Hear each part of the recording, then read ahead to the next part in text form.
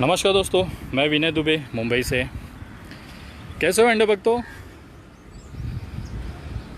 सुधरे कि बिगड़े ही हुए हो? आज भी चौकीदार हो या फिर डॉक्टर इंजीनियर बन गए? अरे अरे, मैं भी भूल जाता हूँ यार। डॉक्टर इंजीनियर बनने के लिए ऊपर जो खोपड़ी है ना, उसके अंदर दिमाग होना बहुत ज़रूरी है। और गोबर तो गोबर। सॉरी सॉरी सॉरी, गटर तो गटर। मैं विनय दुबे मुंबई से। आप लोगों के लिए मैं दिल से धन्यवाद करता हूं।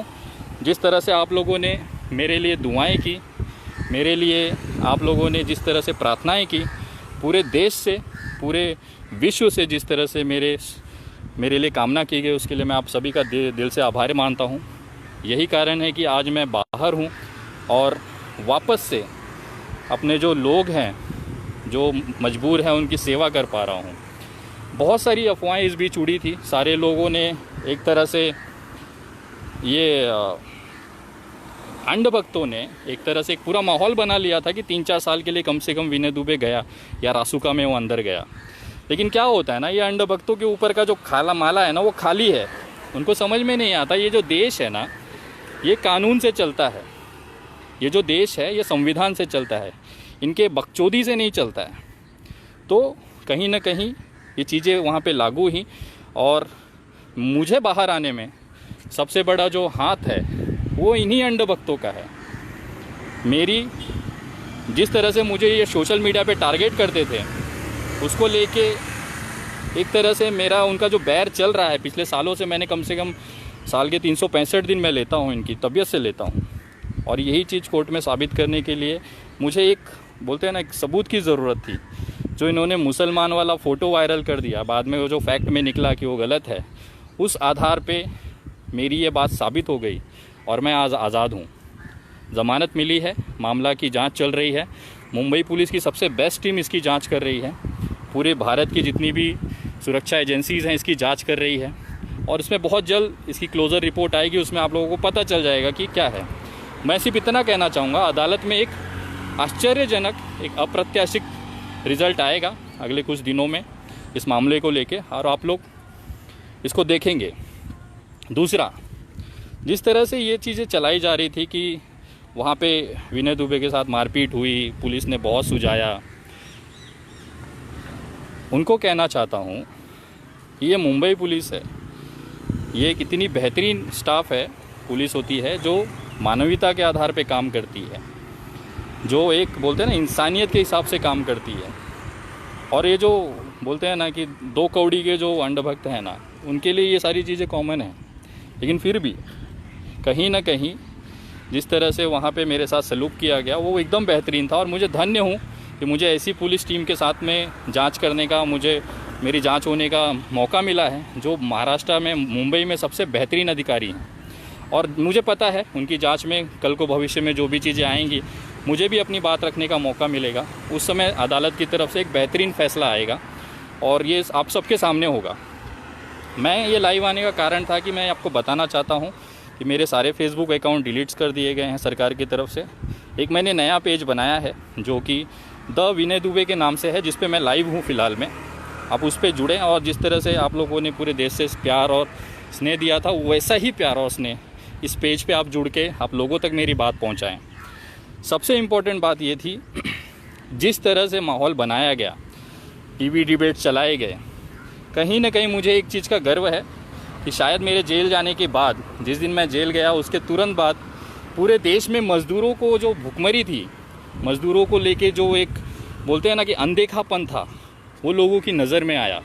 और पुलिस ने ये माना है कि मैं एकमात्र ऐसा व्यक्ति हूँ पूरे भारत में जिन्होंने मज़दूरों को लेके इस तरह का मूवमेंट, इस तरह की बयानबाजी, इस तरह की उनकी आवाज़ उठाने का जो मैंने प्रयास किया, जिसका रिज़ल्ट था कि मुझे जेल हुई। उसके बाद कहीं ना कहीं इन मज़दूरों को, महाराष्ट्र हो चाहे दूसरे राज्य हों, उनको रोज़ भोजन और राशन मिलना शुरू हो गया। तो कहीं ना कहीं मुझे एक संतुष्टि थी कि भले मैं जेल हूँ, लेकिन उसकी वजह से आज मेरे लाखों, हज़ारों जो मज़दूर भाई हैं, उनके पेट में 2 वक्त का निवाला जा रहा है। उसके साथ में ही मैंने जो मुद्दे उठाए थे, लोग मुझे अंध भक्त बोलते हैं कि तेरी क्या औकात है, विनय दुबे कौन है, क्या कर सकता है, तेरे को कौन जानता है। तो मैं बताना चाहता हूँ कि विनय दुबे वो व्यक्ति है जिसके नाम के लिए पूरे भारत की सभी भाषाओं में 24-24 घंटे लगातार 3-3, 4-4 दिनों तक न्यूज़ चली है। विनय दुबे की वो औकात है। सोशल मीडिया पे लगातार 3 दिनों तक ट्रेंड हुआ हूँ, ट्विटर वगैरह पे टॉप ट्रेंडिंग में मैं रहा हूँ। विनय दुबे की औकात वो है। लगभग जिस तरह से पूरे देश के मज़दूरों में एक जो उम्मीद जगी, वो संख्या लाखों में है, करोड़ों में है। चाहे वो गुजरात का हो, चाहे महाराष्ट्र में हो, चाहे उत्तर प्रदेश में हो, चाहे साउथ में फंसा हुआ एक मज़दूर हो, उसको एक आस जगी कि विनय दुबे नाम का लड़के ने हमारे लिए आवाज़ उठाई, हमारे लिए जेल गया। और उसके बाद जो उनकी जो दुआएं चालू हुई हैं मेरे लिए, पूरे देश से लाखों की संख्या में व्हाट्सएप मैसेजेस आए, लाखों की संख्या में, और सभी ने दुआएं की कि आप सुरक्षित बाहर आ जाएं। आपने उन गरीब मज़दूरों की आवाज़ उठाई है जिसको कोई नहीं देख रहा था। आज शायद आपकी वजह से उनको निवाले मिल रहे हैं, उनके पेट में भोजन जा रहा है। और ये सबसे बड़ी एक संतोषजनक बात थी मेरे लिए। और ये मेरे लिए एक अच्छी चीज़ थी कि मेरे जेल जाने के 5 दिन के अंदर अंदर केंद्र सरकार, इतनी ताकतवर सरकार, उसको ये बात मानना पड़ा कि हमें मज़दूरों के लिए काम करना पड़ेगा, मज़दूरों को अपने परिवार के बीच, अपने लोगों के बीच पहुंचाना पड़ेगा। और उन्होंने बस और ट्रेनें चलाने की जो प्रक्रिया थी उस पर काम करना शुरू किया। और आज नतीजा ये है कि 13 दिन बाद जब मैं जेल से छूटा 28 तारीख को, और उसके बाद से ट्रेनें चालू हो गई, लोग श्रमिक एक्सप्रेस के नाम से लोग अपने अपने घर जा रहे हैं। लेकिन एक दुखद पहलू ये भी है कि जिन मज़दूरों ने देश के अर्थव्यवस्था को एक नंबर बनाया, आज उन्हीं मज़दूरों से पैसे लिए जा रहे हैं। टिकटों के नाम पे 700 रुपये का चार्जेस लिया जा रहा है, जो बहुत ही दुखद है। अगर इनके पास पैसे होते तो फिर ये क्यों परेशान होते।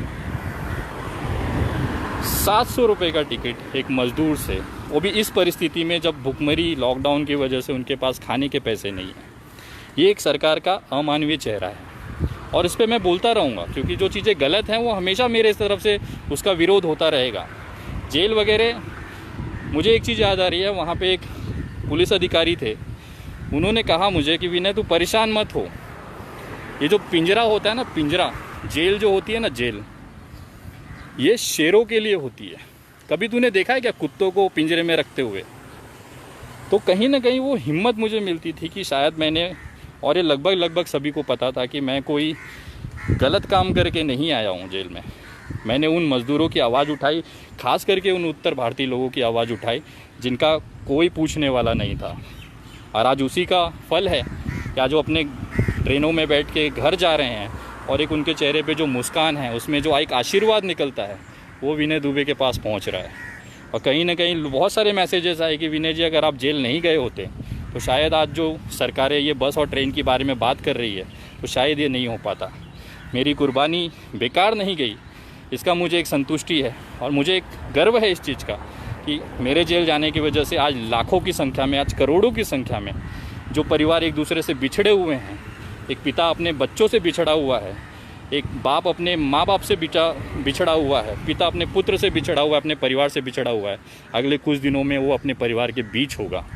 और ये मेरे लिए सबसे बड़ी संतुष्टि की बात है। लेकिन अंध भक्तों के नसीब में ना खुशी है ही नहीं। जब से ये 2014 से सरकार आई है, बेचारे हमेशा रोते हैं। 365 दिन मैं लेता हूँ अंध भक्तों की, तबीयत से लेता हूँ। और मैं उसी के लिए कुख्यात हूँ, विख्यात नहीं बोल सकते, कुख्यात हूँ कि मैं तबीयत से अंध भक्तों की लेता हूँ। मेरे जेल जाने के बाद 13 दिन तक ये अंध भक्त तांडव मचाते रहे अपने हिसाब से, लेकिन कुछ बिगाड़ नहीं पाए। मेरे को एक ही तसल्ली नहीं, इतनी करोड़ों की संख्या में अंध भक्त हैं, उसके बावजूद भी ये कुछ कर क्यों नहीं पाए। कि जिस तरह से मुहिम चलाई थी कि मुझ पे गंभीर धाराएं हैं, वाकई गंभीर धाराएं थी मुझ पे ऐसी धाराएं थी कि जिसमें जमानत नहीं हो पाती थी। लेकिन मैंने ये साबित करने की कोशिश की कि मेरी ये जो बैर है, मेरी जो लड़ाई है, सोशल मीडिया पे गाली गलौज, माँ बहन की गाली गलौज करने वाले, महिलाओं को बलात्कार की धमकी देने वाले उन अंध भक्तों, केवल उन अंध भक्तों के साथ में है जो ये गाली गलौज करते हैं। बाकी मुझे किसी राजनीतिक दल या किसी पार्टी से मतलब नहीं है। और ये बात साबित करने के लिए मेरा सबसे बाहर आने का, जो जमानत होने का सबसे बड़ा कारण था कि ये मैं प्रूफ नहीं कर पा रहा था। और अचानक से मुझे पता था, मैंने अपने एडवोकेट को कह रखा था कि भाई आप शांति से बैठो, ये अंध भक्त हैं और ज़रूर गलती करेंगे और उस गलती का वेट करो, ये गलती करेंगे और उसके बाद मैं ज़मानत मिल जाएगी मुझे। और इन्होंने वाकई वो गलती कर दी। इन्होंने जिस तरह से मुसलमान बता के मेरा फ़ोटो वायरल कर दिया और ये चीज़ साबित हो गई। 2000 साल पुराना मैंने दस्तावेज कोर्ट में वहाँ पे हाजिर किया, सारे दस्तावेज मेरे देखे गए, जिसमें कि पता चला कि मैं कितने ही सदियों से पीढ़ियों से एक हिंदू हूँ। और ये चीज़ वहाँ पे क्रैश हो गई और वहाँ पे ये चीज़ निकल के आई कि ये पर्सनली टारगेट किया जाता है। जिस तरह से उसको लेके मेरी बात साबित हो गई कि अंधभक्त जो मुझे पर्सनल मेरी फैमिली को अटैक करते हैं, टारगेट करते हैं, उसी का नतीजा है कि मैं अंधभक्तों की तबीयत से लेता हूँ। और ये चीज़ वहाँ पे प्रूफ होने के बाद मेरा केस हल्का हो गया और उसके बाद मैं बाहर हूँ आज। और मैं उनके लिए भी धन्यवाद करना चाहूँगा। अगर आप लोगों ने ये मुसलमान वाला कॉन्सेप्ट नहीं चलाया होता तो शायद मेरी ज़मानत नहीं हो पाती, मैं लगातार 2 साल 3 साल तक जेल में रहता था। लेकिन ये आप अंधभक्तों की मेहनत है जो इस तरह से वायरल किया और उसका फ़ायदा मुझे मिला। इसके लिए मैं आप अंधभक्तों का भी धन्यवाद करना चाहता हूँ कि आप लोगों की वजह से आज मैं खुली हवा में सांस ले पा रहा हूँ। और जिस तरह से मीडिया में चलाया गया, खास करके सुधीर चौधरी जी न्यूज़ वाले भाई साहब, मुझे लगा था कि मैंने जो आपको पिछली बार बरनौल का जो ट्यूब दिया था ना, उससे आपकी जलन कम हुई होगी। और आज देखिए आप फिर से मेरा जो नाम ले लेके आपने जिस तरह से देशद्रोही तक घोषित करने की कोशिश की। देखो देश का दुर्भाग्य क्या है। देश का दुर्भाग्य ऐसा है कि एक हफ्ता मांगने वाला व्यक्ति, 100 करोड़ की घूस मांगने वाला व्यक्ति, तिहाड़ में जाके घूसखोरी के नाम पे जेल जाने वाला सुधीर चौधरी तिहाड़ी, वो दूसरे को देशद्रोही का सर्टिफिकेट बांट रहा है। अरे सुधीर भाई, मैं आपके जैसे हफ्ता मांगने के इल्ज़ाम में जेल नहीं गया था। मैं आपके जैसे देश को बेचने का, पत्रकारिता के नाम पे देश को बेचने के लिए, पैसे मांगने के लिए जेल में नहीं गया था। मैं जेल में गया था क्योंकि मेरे मजदूर भाई भूखे थे। मैं जेल में गया था कि उनके घर पे राशन का एक दाना नहीं था। मैं जेल में गया क्योंकि मुझे उन मज़दूरों को भूखे मरते नहीं देखना था। यही फ़र्क है आप में, एक दलाल पत्रकार में और एक विनय दुबे में। और मुझे लगा था कि पिछली बार जिस तरह से आपने दिल्ली चुनाव में जनता को ये कहा था, क्या कहते हैं कि मुफ्त खोर है दिल्ली की जनता, अरविंद केजरीवाल की चुनाव जीतने के पहले। उसके बाद मैंने आपको बरनौल गिफ्ट किया था। मेरी वीडियो यूट्यूब पे है, जिसको चाहिए वो देख सकता है। मुझे लगा था आपकी जलन कम हो गई होगी, लेकिन ऐसा लग रहा है कि शायद मुझे बड़ी वाली ट्यूब भेजनी चाहिए थी। और टेंशन मत लीजिए, बिंदास टेंशन मत लीजिए, अगले कुछ दिनों में कुरियर करने की कोशिश करता हूँ। आपको एक बड़ा वाला 1 किलो का बरनौल भेजता हूँ। लगाओ सुधीर भाई, आपको आराम मिलेगा। और विनय दुबे ऐसे ही लेता रहेगा, जहाँ पे भी गलत होगा वहाँ पे विनय दुबे आवाज़ उठाता रहेगा। और तुम जैसे लोग ना तो देशद्रोही का शब्द ही मत बोलो रे। तुमसे जैसा बिकाऊ देश को बेचने वाला इस देश में नहीं मिलेगा। तिहाड़ जाओ तुम, 100 करोड़ की घूस मांगो तुम, और देशद्रोही मैं। मजदूरों की आवाज़ उठाना देशद्रोह है। अगर मजदूरों की आवाज़ उठाना देशद्रोही है तो मैं हूँ। अगर किसी को भूखे को पेट को राशन दिलाना देशद्रोही है तो मैं हूँ। मैंने यूट्यूब पे बहुत सारी वीडियोस देखी कि बहुत सारे मजदूरों ने जगह जगह वीडियो बना के पोस्ट किया, डाला कि आज उत्तर भारत के, खास करके उत्तर प्रदेश, बिहार और पश्चिम बंगाल के मजदूरों ने, कि कोई तो है विनय दुबे करके जो हमारे परिवार के लिए, हमारे लोगों के लिए वहाँ पे खड़ा है। महाराष्ट्र में, मुंबई में लॉकडाउन जैसी परिस्थिति में पूरे देश में भूचाल लाके छोड़ा है। तब कहीं जाके सरकारें जागी हैं, तब कहीं जाके ये ट्रेनें और बस चलाने की बात शुरू हुई है। नहीं तो ये लोग यहीं भूखे मर जाते हैं। और मुझे समझ में नहीं आ रहा, मेरे जो मराठी भाई हैं, जो मेरे करीबी लोग थे, मतलब करीबी नहीं कह सकते बट एक जानकार थे, वो लोग इस तरह से ट्रीट कर रहे थे। मुझे थोड़ा सा चकित लगा। मुझे एक बात बताइए, वो लोग महाराष्ट्र के संकट में भागने वाले लोग नहीं हैं। वो यहीं पे मजदूरी करते थे, महाराष्ट्र को 1 नंबर बनाने में उन्होंने काम किया। वो कभी भी कोई भी भागना नहीं चाहता है। लेकिन जब बात परिवार की, जब बात भूखे पेट की होती है ना, तो सबको अपना गांव समझ में आता है, जाना चाहते हैं। महाराष्ट्र से बहुत सी परिवार कोंकण, अलग अलग ज़िलों में गए क्योंकि उनका परिवार वहाँ पे था। वही इंसानियत, वही परिवार की जो माया है, जो प्रेम है, वो सबके अंदर होती है। जो लोग 2-2 हज़ार किलोमीटर दूर आके फंसे हैं, अटके हैं, ये उनके लिए ज़रूरी था कि उनके परिवार के बीच वो जाएँ। भले वहाँ पे उनके साथ जो हो जाए लेकिन चलेगा, लेकिन वो जाना चाहते थे। और ये मेरा आंदोलन नहीं था कोई, या मैंने उनको नहीं भड़काया था। ये मज़दूरों के दिल की आवाज़ थी, वो अपने परिवार के बीच जाना चाहते थे, जिसके लिए उन्होंने आवाज़ उठाया और वो गए भी। आज अगर ये महाराष्ट्र से जा रहे हैं या जिस तरह से वो अपने परिवार के बीच पहुंच रहे हैं, तो कहीं ना कहीं उससे महाराष्ट्र पे जो लोड है वो कमी होगा। जो स्वास्थ्य सुविधाएं हैं या जो भोजन की प्रणाली है, राशन प्रणाली है, उसका कहीं ना कहीं महाराष्ट्र पे जो लोड है वो बैलेंस होगा। इनको राशन चाहिए होता तो ये आंदोलन ही नहीं करते थे।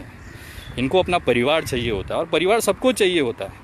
मुंबई से कितने ही मराठी फैमिली, मराठी लोग, मेरे मराठी भाई अपने अपने गांव, अपने परिवारों के बीच चले गए।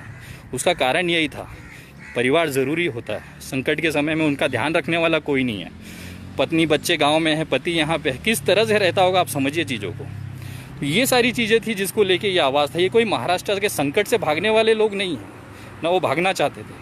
अगर उनकी व्यवस्था यहाँ पे है, उनको परिवार की ज़रूरत थी, इसकी वजह से उन्होंने ये आवाज़ उठाई और उन्होंने ये आंदोलन किया।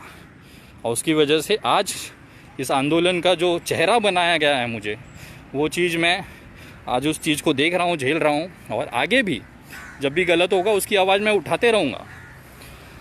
जिस तरह से मुझे राजनीतिक शिकार कराया गया कि मेरा राजनीतिक दलों से संबंध है, मेरे नेताओं से संबंध है, तो मैं आज आप लोगों को बताना चाहता हूँ कि मेरे व्यक्तिगत संबंध लगभग सभी पार्टियों से हैं। भारतीय जनता पार्टी के भी वरिष्ठ जो नेतृत्व है उनसे भी मेरे अच्छे संबंध हैं। शायद ही कोई पार्टी होगी जिसमें मेरे संबंध ना हो, लेकिन पार्टी से जुड़ना और एक संबंध होना, एक व्यक्तिगत पर्सनल रिलेशन होना और संबंध होना, ये दो अलग चीज़ होती है। 2012 में मैंने चुनाव लड़े राष्ट्रवादी से, लेकिन उसके बाद रिज़ाइन करने के बाद और उसके बाद राष्ट्रवादी कांग्रेस पार्टी से मेरे कोई संबंध नहीं रहे। हाँ, लेकिन व्यक्तिगत जुड़ाव हमेशा रहा है।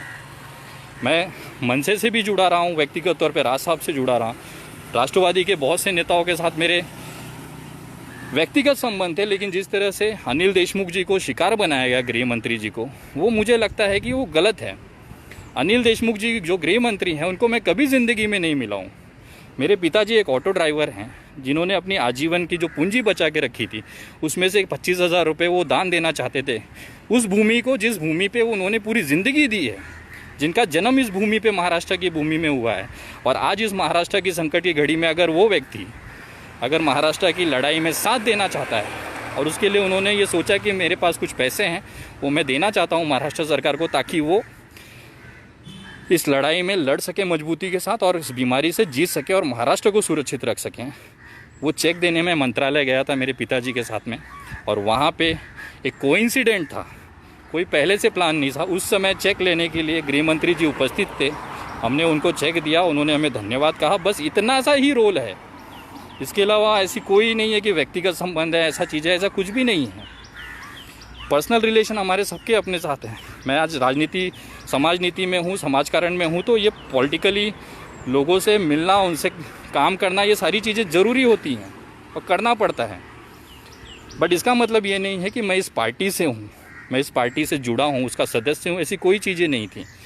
और मुझे गर्व है कि कम से कम अंधभक्तों के बापों के जैसे, अंधभक्तों के पिताजियों के जैसे मेरे पिताजी नहीं हैं।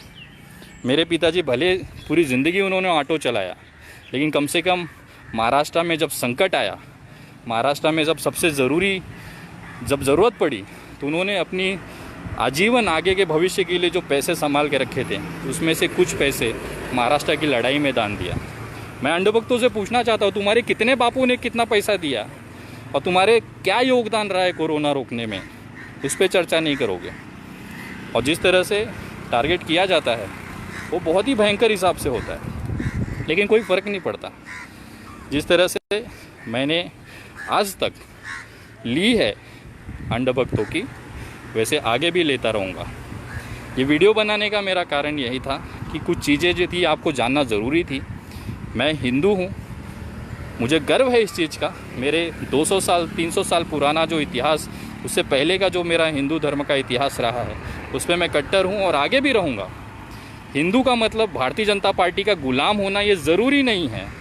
मैं हिंदू हूँ, उस चीज़ का मुझे गर्व है, और किसी भी भड़वे अंधभक्त से ना मुझे सर्टिफिकेट लेने की ज़रूरत नहीं है। मैं हिंदू हूँ, मुसलमान हूँ, मैं कोर्ट में ऑलरेडी साबित कर चुका हूँ। और जितने भी मीडिया चैनल, मैं इसी के लिए इतना दिन समय लिया, मुझे वो एविडेंसेस जमा करने थे ताकि भविष्य में उनको मैं मुंबई बुला सकूं अपना मेहमान बना सकूं और सेवा कर सकूं। और सारी लिस्टिंग तैयार है।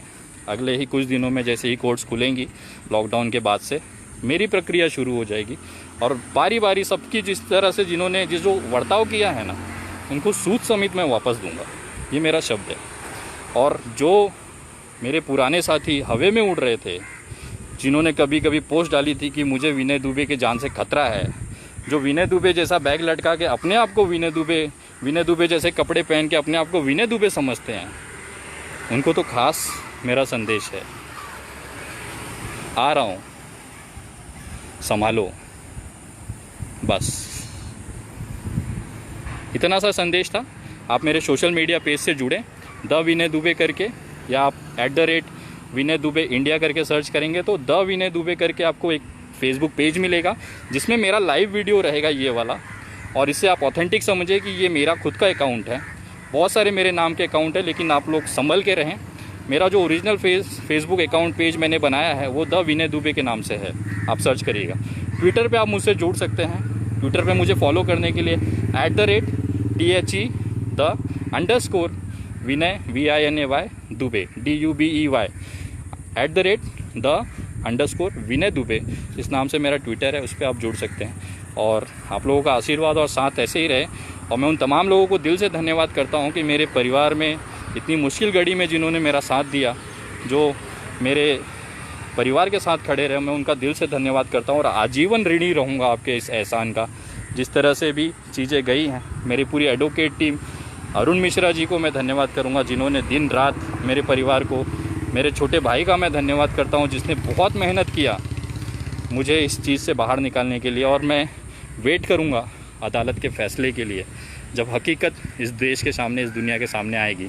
और उसके बाद मैं सवाल पूछूंगा उन लोगों से जिन्होंने मेरे पीठ पीछे, मेरे अपने लोगों से जिन्होंने मेरे पीठ पीछे जिस तरह से बुराइयां की, जिस तरह से गालियां दी, एक एक गाली का हिसाब लेगा ये विनय दुबे।